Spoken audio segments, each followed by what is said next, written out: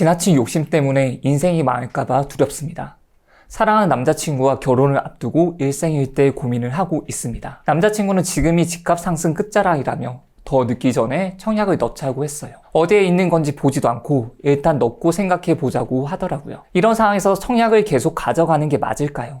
아니면 지금이라도 팔아야 할까요? 도저히 혼자 해결할 수 없어 사연 보냅니다. 얼마 전에 흑석사에 유명했잖아요. 흑석사이가 어디 있는지도 모르는 남자친구도 청약을 넣어봤습니다. 당첨되면 무조건 5억이라고 하더라고요. 그야말로 로또 청약. 물론 당첨되면 좋겠지만 제일 고민이 시작된 건 한참 전부터였습니다. 이렇게까지 청약에 매달리는 이유는 남자친구 친한 형의 영향이 컸습니다. 친한 형이 아파트 갈아타기를 통해 남들 부러워할 만한 집에 살게 됐더라고요. 그저 이사만 갔을 뿐인데 돈 걱정 없이 안정적으로 사는 모습이 부러웠습니다. 내 이름으로 된 집이 있다니. 결혼도 안 한 저희에게는 그저 대단해 보였습니다. 이곳저곳 알아보다가 지방 아파트 청약에 도전해봤습니다. 예전에 일하면서 많이 다녔던 곳이었대요. 저는 안정적인 것을 추구하는 성격이에요. 어딘지 가보지도 않고 돈을 넣다니.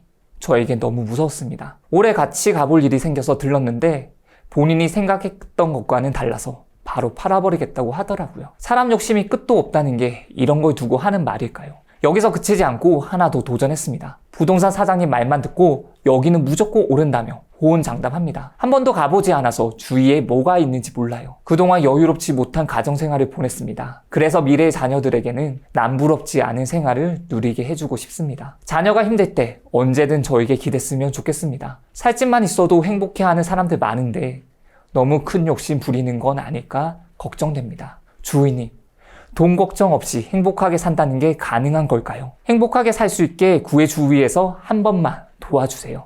상황 정리를 해보자면 이분은 지금 대전에서 거주를 하고 있습니다. 내년에 이제 결혼을 할 예정이고요. 그리고 자영업을 운영을 하고 있습니다.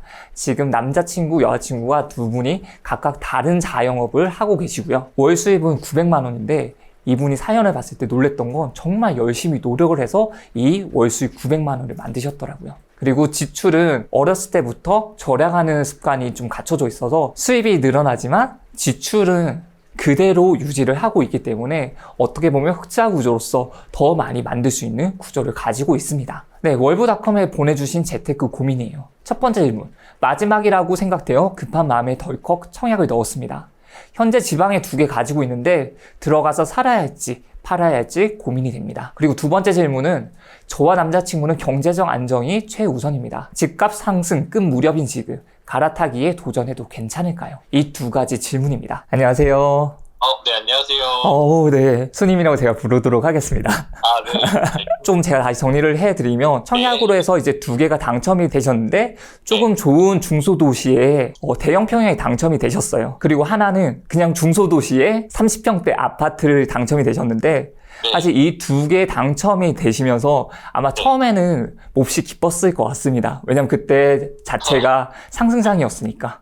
맞습니다. 그리고 네, 당첨되고 나면 프리미엄이 계속 붙으니까.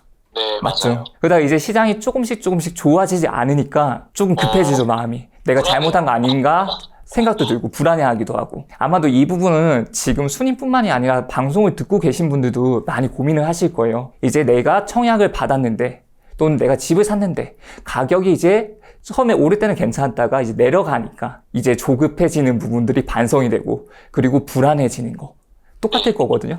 근데 이때 객관적으로 한번 생각을 해보세요. 이 도시가 내가 샀던 아파트가 충분히 가치가 있고 수요가 있는 곳인지. 근데 제가 생각할 때 두 아파트 모두 나쁘지 않은 곳이거든요. 제가 만약에 첫 번째 중소도시를 갈아탈 때 해당 지역으로 가는 게 좋은지 제가 실거주인 대전으로 가는지가 좋은지랑 네. 제가 매매, 전세, 청약 어떤 걸로 좀 하는 게 좋은지 그게 좀 궁금해요. 처음에 이제 질문을 주신 게 네. 이제 갈아타기를 만약에 한다면 사실 언제 갈아타기를 해야 될지 그리고 지금 살고 있는 곳이 좋을지 아니면 기존에 가지고 있던 중소도시에 청약을 받았던 곳이 좋은지를 물어보셨잖아요.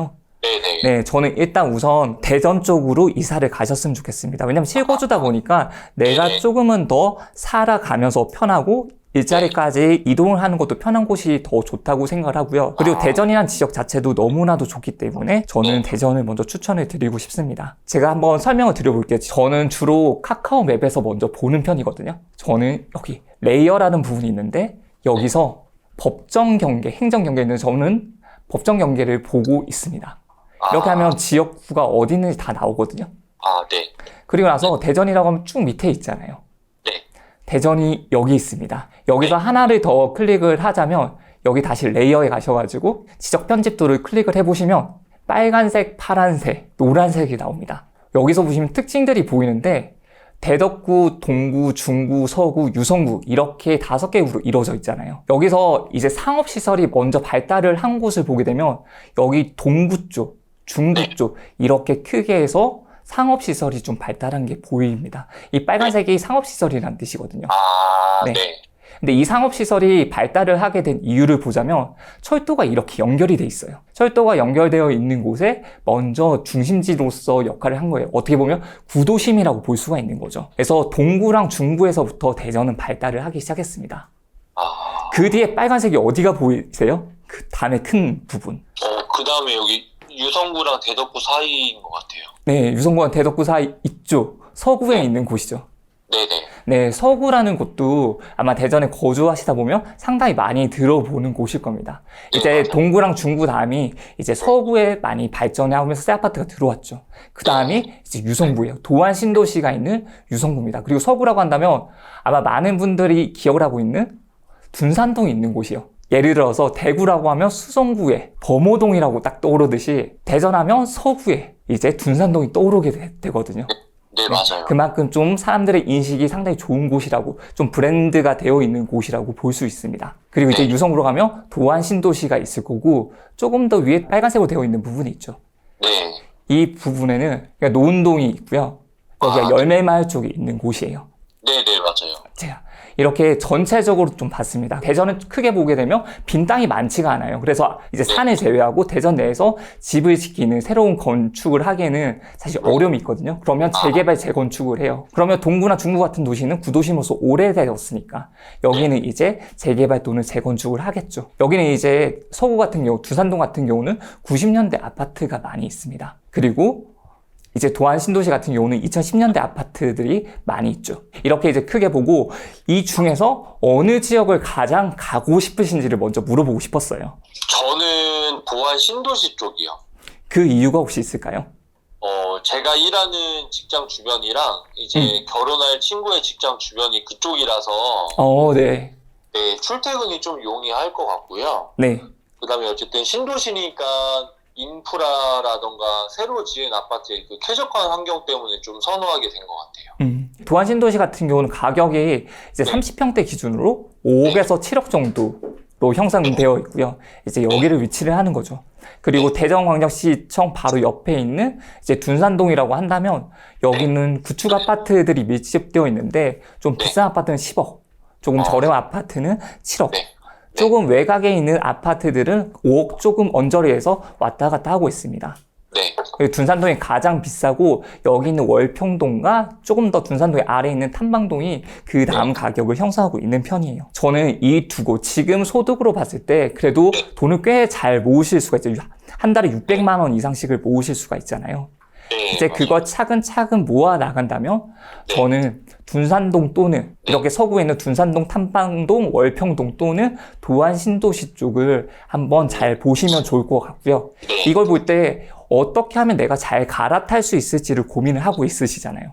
네, 맞아요. 어느 시점에. 제가 그래서 그걸 알려드리려고 해요, 오늘. 그래프에 대해서 설명을 좀 드리도록 할게요. 네네. 이렇게 막대 그래프는 전세가율이에요.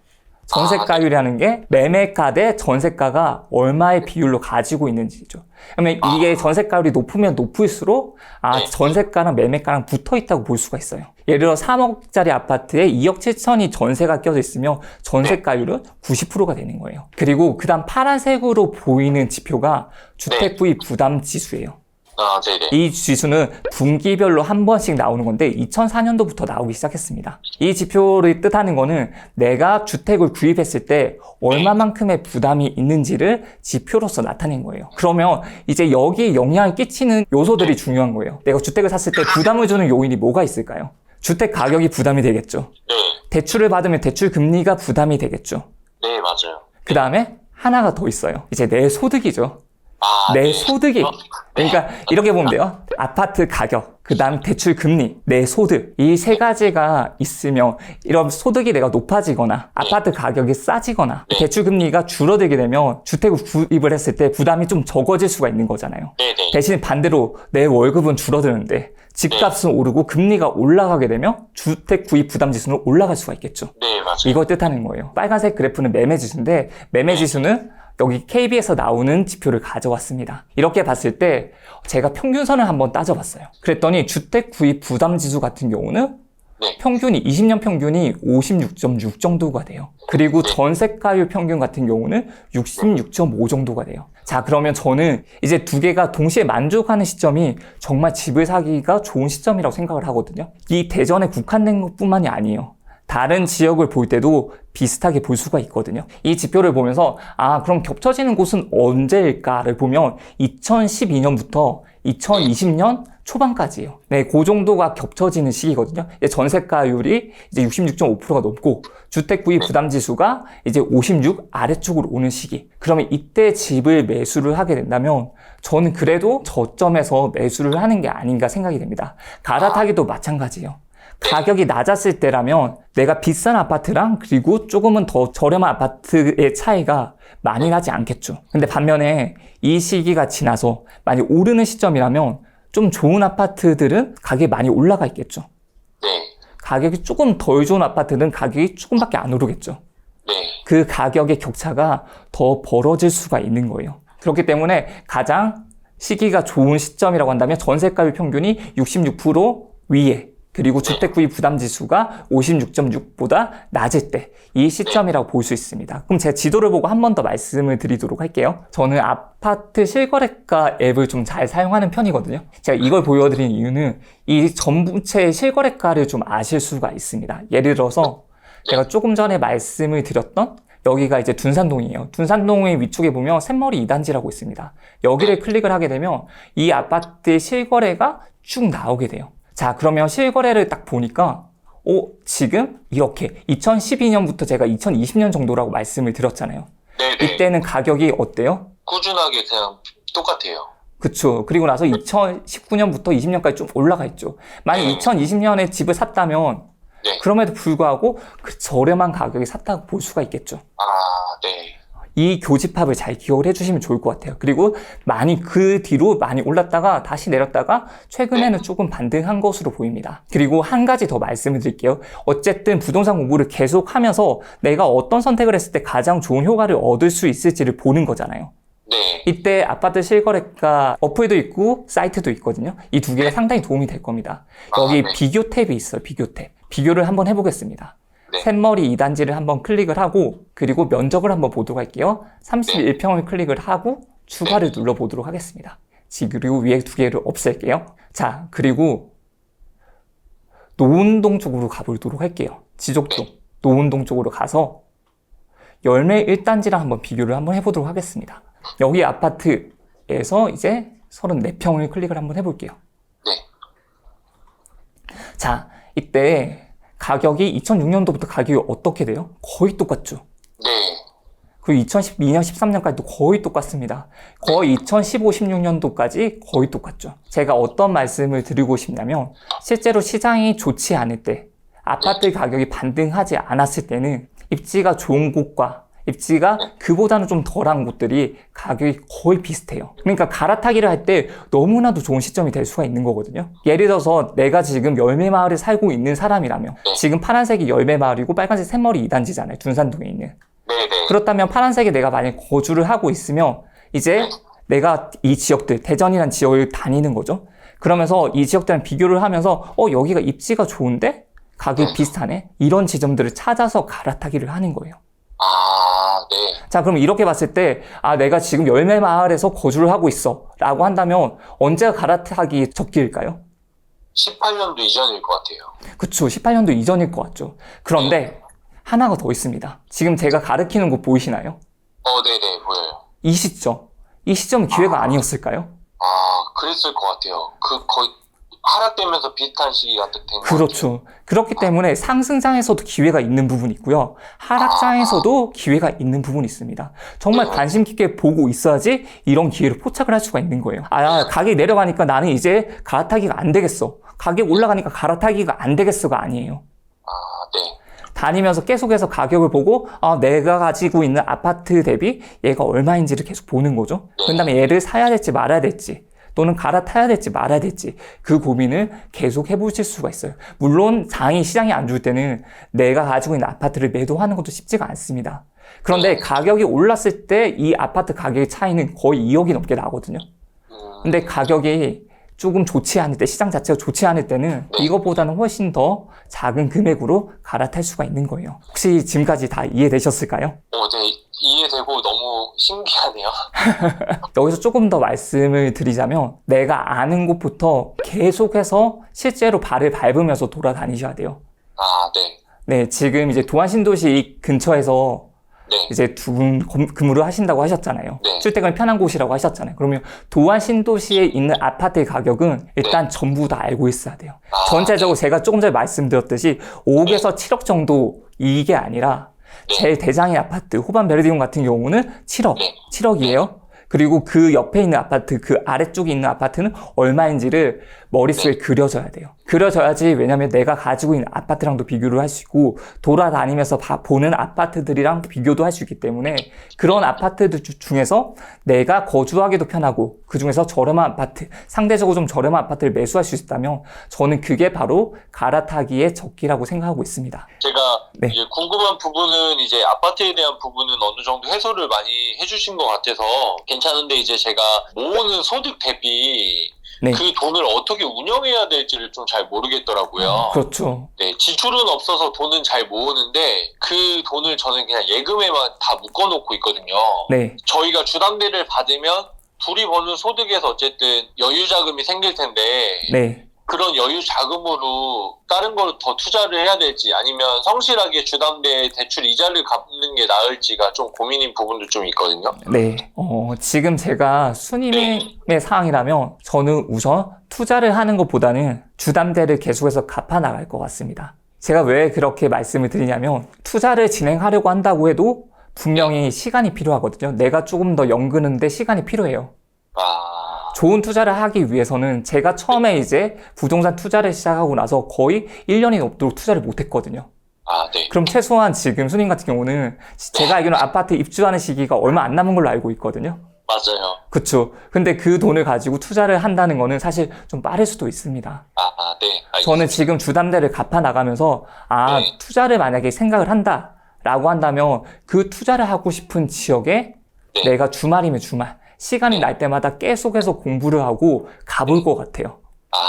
네. 제가 조금 전에 대전을 예를 들어서 말씀드렸지만 투자를 하고 싶은 다른 지역도 마찬가지가 되는 거예요. 그렇게 하면서 계속해서 비교를 하면서 정말 괜찮다라는 아파트가 눈에 보이기 전까지는 저는 주담대를 갚든 또는 순전히가 돈만 모을 뿐 조금 CM이라든지 조금 더 이자가 높게 주는 곳들 있잖아요. 그런 곳들에 저축을 해둘 것 같습니다.